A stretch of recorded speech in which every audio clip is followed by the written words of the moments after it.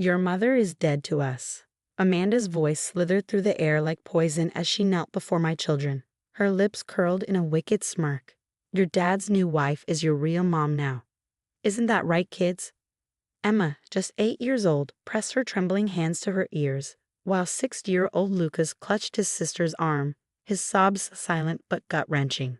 I stood frozen in the doorway of my ex-husband's house, my pulse roaring in my ears. I had come to pick them up from their weekend visit, only to walk into this. That's enough, Amanda, I said, forcing my voice to stay steady despite the fury surging inside me. Years of medical training had taught me how to maintain control in the face of chaos. Emma, Lucas, get your bags. We're leaving. Amanda turned to me, her manicured nails tapping against the granite countertop, her expression dripping with satisfaction. Oh look, the abandoned wife finally graces us with her presence.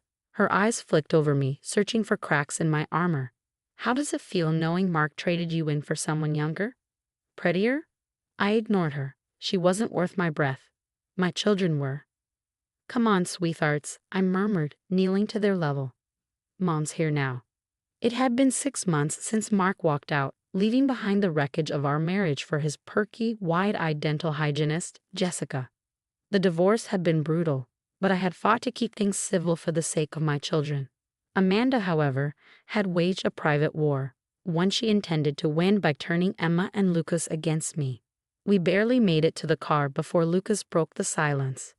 Aunt Amanda said you didn't love us enough to keep our family together, he whispered, his little fingers curling tightly around mine. The words gutted me. I crouched in front of him, brushing his tear-streaked cheek with my thumb. Lucas, sweetheart, listen to me. Sometimes grown-ups stop loving each other, but that has nothing to do with how much we love you. I will always, always love you and Emma more than anything in this world. Emma stood a few feet away, her arms crossed. At 8, she was trying to make sense of something far beyond her years. Then why did Daddy leave? Why does he love Jessica more than us? My throat tightened. Get in the car, baby, I said gently. We'll talk about this at home. As I pulled out of the driveway, I saw Amanda standing at the window, watching, smirking. She had resented me from the beginning, the ambitious trauma surgeon who had put herself through medical school while her brother was still finding himself. When Mark left, she had finally been set free to spit out the venom she had kept bottled up for years. The drive home was thick with silence, heavy with questions too painful to answer in a single car ride. I thought about the years of Amanda's snide remarks, the whispered accusations that my career had made me a bad wife, the way she had delighted in my downfall. Back home, I made hot chocolate, the ritual that had always soothed my children's worst days. As they clutched their mugs, I searched for the right words. You know how sometimes at school, you might stop being friends with someone? I asked gently. It doesn't mean either of you is bad, just that you've grown apart. That's what happened with Daddy and me. But that doesn't change how much we both love you. Emma frowned. Aunt Amanda says Daddy chose Jessica because she's younger and prettier. I exhaled slowly, suppressing the ache those words ignited. Beauty isn't just about looks, sweetheart. It's about kindness, about how you treat people. It's about love. Lucas climbed onto my lap, pressing his chocolate sticky cheek against my shoulder. I don't want a new mom. I want you.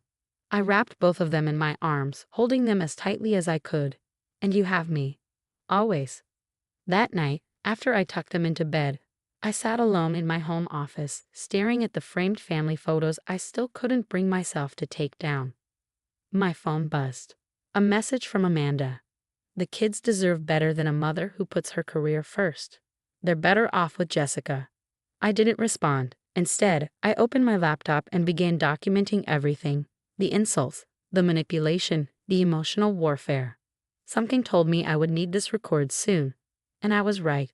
Because what came next would test everything I believed about love, about justice, and about how far I would go to protect my children. 3 months passed in a blur of hospital shifts, custody exchanges, and the exhausting effort of rebuilding my children's confidence. Emma and Lucas were in therapy, slowly unraveling the tangled emotions of their father's betrayal and Amanda's relentless poison. I documented every cruel remark, every manipulative whisper, building a case to limit their exposure to her toxicity. Then came the night that changed everything. I was midway through a grueling 12-hour shift in the ER when the double doors burst open. Paramedics rushed in, their voices sharp and urgent. Female, mid-30s, severe allergic reaction. Airways closing fast, she's crashing. I turned and the world tilted. Amanda lay on the gurney, her face grotesquely swollen, gasping for breath. Behind her, my ex-husband Mark kept pace, his face ashen. She ate something with shellfish, he stammered. She didn't know. Dr. Carter, the head nurse, interrupted. We need you now. For one split second, I hesitated. The woman before me, the one now clawing at her throat, fighting for air, had spent months trying to tear my children from me. Just last week, she had told Emma that I chose work over my family, that I wanted to be away from them. Now her life was in my hands. Get me an epinephrine injection, I ordered, pushing everything aside, and start an IV line. I wasn't a mother in this moment. I wasn't the woman she had tried to break. I was a doctor, and doctors saved lives, even when they didn't deserve it. Dr. Carter, her throat's completely closed. No time. No hesitation. Emergency tracheotomy. Now. Mark paled. Wait. Alex is doing the surgery. Can't someone else? There isn't time, I snapped, already making the first incision. She'll die if we wait. The next 20 minutes were a storm of precision and adrenaline. My hands never wavered. My mind stayed sharp. I shut out the memories, the barbed insults, the gleeful jabs, the damage done to my children, and did what I was trained to do. And then, her breathing steadied. The immediate danger passed. She's stable, I announced, stripping off my gloves. Start her on antihistamines. Keep her overnight. As I turned to leave, Mark caught my arm. Alex, thank you. I know things haven't been. I took an oath. I interrupted, my voice steel. Now, if you'll excuse me, I have other patients. I made it halfway down the hallway before ducking into an empty consultation room. My hands trembled as the adrenaline wore off. I had just saved the life of the woman who had spent the last year trying to destroy mine. The confrontation.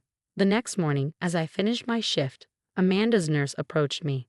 She's asking for you. Want me to tell her you're unavailable? I should. But something in me whispered go. When I stepped into Amanda's room, she was propped up in bed, the swelling in her face reduced. She looked smaller, defenseless without her usual armor of makeup and contempt. How are you feeling? I kept my tone neutral, professional. Like I almost died, she rasped, and like I owe you my life.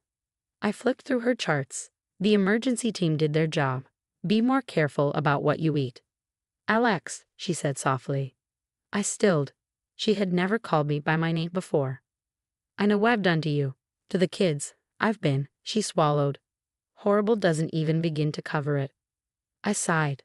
This isn't necessary. It is, she insisted.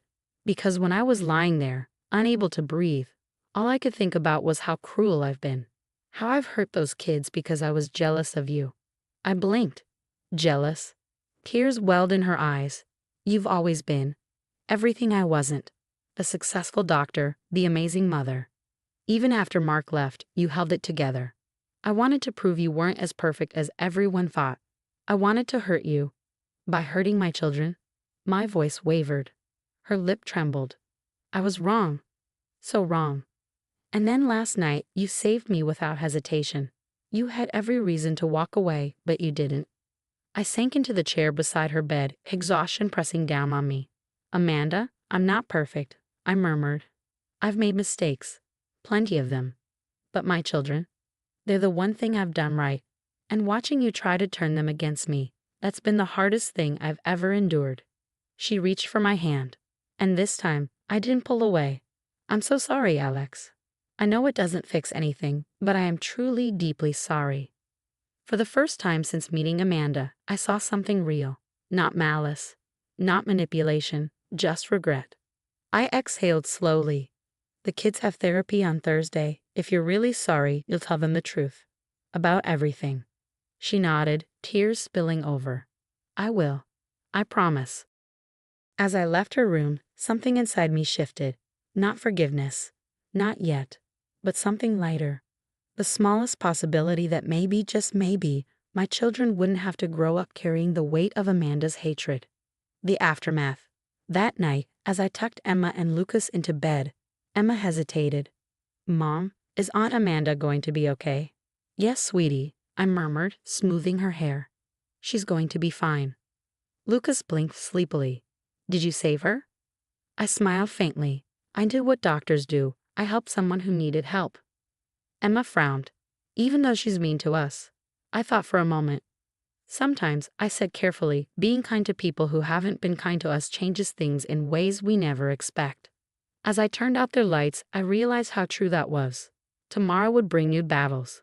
Amanda's apology didn't erase the past. But for the first time in months, I had hope. Hope that wounds could heal. That truth could mend what lies had broken. That maybe, just maybe, kindness had the power to change everything. Thursday arrived faster than I expected. In the waiting room of Dr. Peters' office, Emma and Lucas sat quietly, coloring while we waited for Amanda. When she walked in, she lacked her usual confident stride. Instead, she clutched her purse as if it were a shield, her eyes searching the room nervously. "Aunt Amanda." Emma looked up, surprised. "Are you sick again?" "No, sweetheart," Amanda replied softly. "I'm here to talk to you and Lucas, to tell you some very important things." Dr. Peters welcomed us into her office, arranging the chairs in a small circle. Lucas immediately climbed into my lap, while Emma sat between Amanda and me, her eyes flickering with uncertainty. "Amanda has something she'd like to share with you both." Dr. Peters began gently. "Remember how we talked about feelings being complicated and how it's okay to feel different things at the same time?" Both children nodded. Amanda took a deep breath. "Emma, Lucas," she began, her voice trembling slightly, "I need to tell you that I was very wrong about a lot of things. I said things about your mom that weren't true, and that wasn't fair, to you or to her." Lucas tightened his grip on my hand. "Like when you said Mommy didn't love us." Amanda's eyes filled with tears. "Yes, exactly like that. Those were lies, and I'm so sorry I told them. Your mom loves you more than anything in the world. She's an amazing mother who would do anything for you." Emma frowned, her voice sharp with hurt. "Then why did you say those mean things? Why did you try to make us love Jessica more?" Amanda swallowed hard. "Because I was jealous," she admitted. "I was angry about things that had nothing to do with you, and I took it out on you and your mom. That was wrong of me."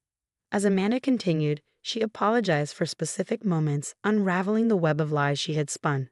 I watched as Emma and Lucas absorbed her words, their expressions shifting between confusion, hurt, and something softer, understanding. "Your mother proved what kind of person she is when I was in the hospital," Amanda continued. "She saved my life, even though I had been horrible to her. That's the kind of person your mom is, someone who helps others, even when they don't deserve it." Emma turned to me, her wide eyes filled with wonder. "Is that true, Mom? Did you really save Aunt Amanda?" I nodded. "It's what doctors do, honey. We help people who need help. Even mean people?" Lucas asked innocently. "Even mean people," I confirmed. "Because sometimes people can change and become better." Dr. Peters guided the conversation, helping Emma and Lucas express their feelings. Amanda listened, really listened, as they shared how her words had confused and hurt them. "I don't expect you to forgive me right away," Amanda told them sincerely. "What I did was wrong, and I understand if it takes time to trust me again. But I promise I'm going to try to be a better aunt to you both." As the session ended, a weight I hadn't realized I was carrying lifted slightly. It wasn't perfect. The past couldn't be undone. But it was a start. In the parking lot, Amanda hesitated before speaking. "Alex, I've been thinking. I want to talk to Mark about modifying the custody arrangements. The kids shouldn't have to go through so many changeovers. They need more stability, with you." I studied her, looking for any sign of manipulation, but found only sincerity. "Thank you," I said simply. Over the next few months, things shifted. Amanda kept her word, not just stopping her campaign against me, but actively working to repair the damage. She even spoke to Mark, encouraging him to be more present in the kids' lives instead of trying to replace me with Jessica. One Sunday afternoon, while I was in the garden with Emma and Lucas, Amanda stopped by, holding out a small paper bag. "Peace offering," she said hesitantly. "Seed packets. I thought the kids might like to learn about growing their own food." Emma, who had been wary of Amanda's changes, brightened. "Can we plant tomatoes, Mom?" like the ones in the hospital garden you told us about. As I watched Amanda kneel beside them, patiently explaining how to plant each seed, I realized something. Change wasn't always grand gestures. Sometimes it was in the quiet moments, the small steps toward something better.